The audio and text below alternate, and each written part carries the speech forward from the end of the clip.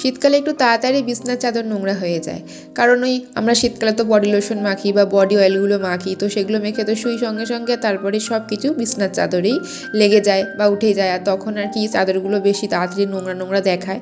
আর নোংরা চাদরে তো শোয়া একদমই ভালো না। 5 দিন অন্তর অন্তর এমনিতেই বিছনা চাদরটা চেঞ্জ করতে হয়। তো আমিও না আজকের প্রায় 8 দিন হয়ে গেছিলো চাদরটা পাতা ছিল, আমি চেঞ্জ করলাম। তো হ্যালো বন্ধুরা, good morning and welcome back to my channel. আশা করি তোমরা সবাই খুব ভালো আছো, আমিও ভালো আছি। তো চলো তোমাদের সবাইকে সাথে নিয়ে আবার একটি নতুন ভিডিও শুরু করা যাক। অনেকে উষ্ণ গরম জল খায় সকালে করে, তবে আমার খুব একটা নিয়ম করে খাওয়া হয় না। আমি সেই ঠান্ডা জলই খাই 1 গ্লাস। আর এমনিতেও শীতকালে ঠান্ডা জল খেলে বেশি আরও দেখি ঠান্ডা লাগে। তো সঙ্গে সঙ্গে একটু ওই জন্য রোদে চলে এলাম। এই সোয়েটার দুটো এখন রোদে দিয়ে দেবো। আমি একটা বোন একটা পরে গিয়েছিলাম পৈলান মন্দিরে, তো একদমই নোংরা হয়নি, একবারই তো পরেছি। তো সেই জন্য আর কাচবো না, ভাবলাম রোদে দিয়ে গরম গরম অবস্থায় ভাঁজ করে আর তুলে রাখবো। প্রতি বছর আমাদের ছাদে অনেক রকমের ফুল গাছ মা সব নিয়ে নিয়ে লাগাতো, আর কত সুন্দর সুন্দর ফুল ফুটতো। কিন্তু এবছরে মার শরীরটা এতটাই খারাপ ছিল যে আর ফুল গাছ কোনো লাগানো হয়নি। কিন্তু পাশের বাড়ির কাকিমাদের ছাদে ফুল গাছগুলো এত সুন্দর হয়েছে, বিশেষ করে ওই করবী ফুল গাছটা এত সুন্দর থোকা হয়ে ফুটেছে না, একটা সুন্দর মিষ্টি কালার পিঙ্ক টাইপের, দারুণ লাগছে কিন্তু দেখতে। তারপর নিচে চলে এসে একটু জলখাবার খাচ্ছি এখন, মানে আজকে সকালে একটুখানি ভাত খাচ্ছি শাক ভাজা দিয়ে আর মাছ ভাজা দিয়ে। মা সকালেই শাক ভাজা করেছে, মা আজকে সকালে না রান্না করেছে। এরকম মা কদিন ধরেই রান্না করছে। আর ঠান্ডা লেগেছে বলে একটা রসুনের কোয়াও খেয়েছি। আর এই তারপরে খাওয়া দাওয়ার পরে একটু এখন ওষুধ খাচ্ছি। শরীরটা অনেক বেশি খারাপ, মানে অনেক বেশি ঠান্ডা লেগেছে, একদম কাশিও কমছে না আর হাঁচিও কমছে না।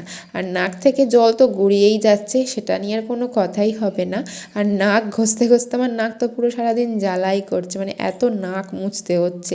তার উপরে আজকে এখন একটুখানি নিজের যত্নটাও করা যাক, ভাবছি এখন রান্না বান্না নেই তো করা যাক এই কাজগুলো একটু নিজের জন্য। যখন একটু সময় পেয়েছি তাহলে সেটা টাইমটা নষ্ট করব কেন। প্রতি মাসে করে চুলের আগাগুলো একটু একটু করে আমি কাটি, কিন্তু কদিন ধরে কাটাই হচ্ছে না। চুলের আগাগুলো বেশ একটু একটু ফেটেছে, আর চুলের আগা ফাটা থাকলে কিছুতেই কিন্তু চুল বাড়ে না, আর চুল না ভেঙে ভেঙে পড়ে, তাহলে তো খুব খারাপ ব্যাপার। তো এটা অনেক দিন করা হচ্ছে না বলে এবার আজকেরে করব বলে বসেছি। অনিয়ন তেল নিয়ে নিয়েছি, গুড ভাইবসের, আর একটুখানি অ্যালোভেরা জেল, এই দুটোকে মিক্স করে চুলের আগায় লাগাবো। এমনিতে সবসময় আমি এই কাজটা করার সময় নারকেল তেল ব্যবহার করি, কিন্তু নারকেল তেল এখন পুরো শক্ত হয়ে জমে গেছে। আর এমনিতেও শীতকালে এই অবস্থা তো হবেই, আর এখন বসে বসে কখন আমি নারকেল তেল গলাবো তারপরে মাখবো।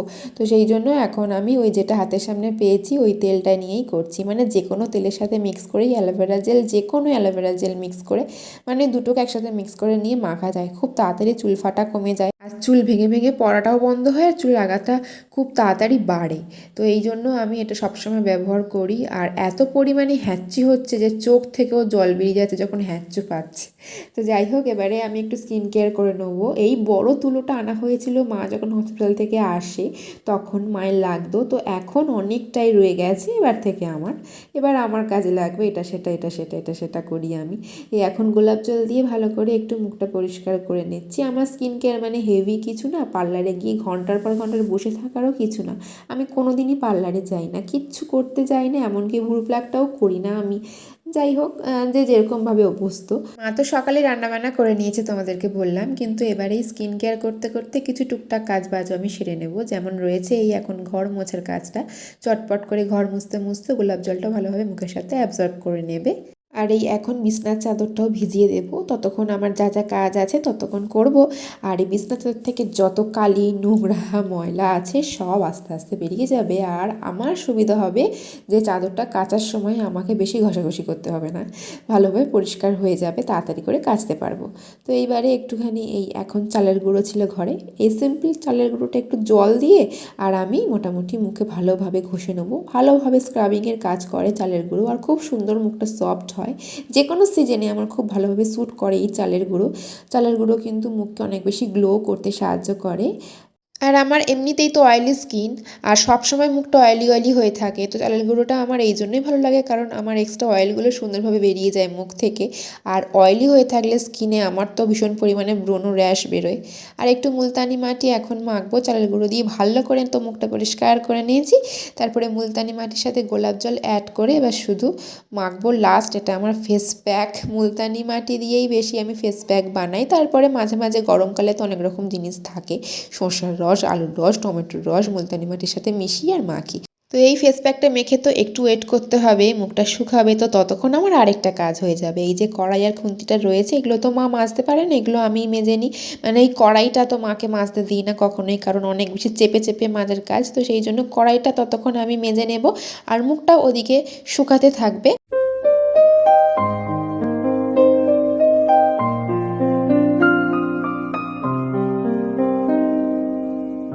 কড়াই মাজতে মাজতে মুখটাও একদম শুকিয়ে গেছে, মানে হাঁ করতে পারছি না, এত টান টান ধরেছে। তো এবারে স্নান টান করে নিতে হবে। আর বাসন মেজেছি তো নখে না এরকম সাবানগুলো ঢুকে যায় বাসন মাজার পরে। নখটা না একটু বেশি বড় বড় হয়ে গেছে, ভাবছি কেটে ফেলবো। সবসময় না লেবু দিয়ে হাত পরিষ্কার করা হয় না, অনেক বেশি চাপ থাকে কাজের, তাই। আর তারপরে চুলের আগাটা সুন্দর করে জলে একটু ভিজিয়ে নিয়েছি, কারণ দিয়েছিলাম তো অ্যালোভেরা জেল আর তেলটা, তো সেই জন্য ওটা দেওয়ার পরে চুলটা একটু ভিজিয়ে নিতে হয়, তাতে করে আরও বেশি ভালো ফল পাওয়া যায়। একটু সানস্ক্রিন মাখছি, সেটাও আবার এই যে জয়ের সানস্ক্রিন, 10 টাকা দাম যেটার, কারণ এখন একটু রোদে এসে আমাকে থাকতে হয়।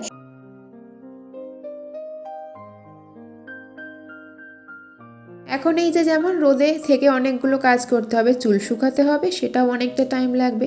তার উপরে আবার তো জামা কাপড়গুলো যা কাচলাম সেগুলো সব আস্তে আস্তে আমি শুকাতে দেবো। আর তারপরে সব জামা কাপড়গুলোকে তুলেও নিলাম, কারণ এই জামা কাপড়গুলোকে এখন আমি টুকটুক করে ভাঁজও করব। কারণ গরম গরম অবস্থায় জামা কাপড় তুলে নিয়ে ভাঁজ করলে বেশ ভালো জামা কাপড়গুলো গরম গরম থাকে। কারণ তোমাদেরকে তো বললামই যে সোয়েটারগুলো সুন্দরভাবে গরম গরম অবস্থায় আমি ভাঁজ করব, তাহলে সোয়েটারটা খুব, মানে সোয়েটারগুলো আর কি বেশ ভালো থাকবে। আর এই জামা কাপড় ভাঁজ করতে করতে শীতের রোদটা খেতেও কিন্তু খুব ভাল লাগে। শীতের রোদটা খাওয়াটা খুবই দরকার, কারণ শীতের রোদে থাকে ভিটামিন ডি, যেটা আমাদের স্কিন চুলের জন্য অনেকটাই উপকারী। এই তো কটা মাস এই রোদটা খাওয়া যাবে, তারপরে যখন ওই আগুনের মতন গরমকালটা পড়বে তখন হয়ে গেল এই রোদটা হয়তো আর পাওয়া যাবে না। মানে হয়তো বলাটা ভুল, একদমই রোদটাতে থাকা যায় না, গা তো জ্বালা করে। আর ছাদে এলে পা তো পুরো পুড়ে যায়, জুতো ছাড়া তো ছাদেই আসা যায় না। তো তখন আমার একটা কথাই মনে পড়ে, শীতকালের রোদে ভিটামিন ডি থাকে, কিন্তু গরমকালের রোদে থাকে শুধু আগুন, আগুন ঝরে, এমনটাই মনে হয়। তারপরে এই লাল শাক ভাজা আর এই মাছের ঝোল দিয়ে খাওয়া দাওয়া কমপ্লিট করলাম। শীতকাল মানেই মোটামুটি সবাই নিয়ম করে প্রতিদিন দুপুরে হোক রাত্রে হোক এই কাজটা করে, মানে কোনো বডি লোশন বা বডি অয়েল তো অবশ্যই মাখে। শীতের ঠেলায় যেভাবে গা হাত পা টান ধরে খসখস করে সেটা কিন্তু কারোরই ভালো লাগে না। তো সেই জন্য আর কি সবাই এই কাজটা করে থাকে। আর এমনি তো আমার অয়েলি স্কিন, তো আমার খুব একটা হাত পা টান ধরে না, তবে আমি জয়ের ওই বডি লোশনটাই প্রতি বছর শীতে কিন্তু ইউজ করি। আর শীতকাল মানে যে ব্ল্যাঙ্কেট নিলেই সঙ্গে সঙ্গে গা গরম হবে এমনটা আমার সাথে তো হয় না। জানি না আর কার কার সাথে এমনটা হয়। আমার অনেকক্ষণ ধরে পা হাত পা ঠান্ডা থাকে, তারপর গরম হয়। তো সেই জন্য একটা বই নিয়ে নিয়েছি, পড়তে পড়তে তাড়াতাড়ি না ঘুম পেয়ে যাবে। তো চলো বন্ধুরা, আজকের ভিডিওটি এইটুকুই। আজকের ভিডিওটি কেমন লাগলো কমেন্টে জানাবে, ভালো লাগলে একটু লাইক করবে। দেখা হচ্ছে তোমাদের সঙ্গে আবার একটি নতুন কোনো ভিডিওর সাথে।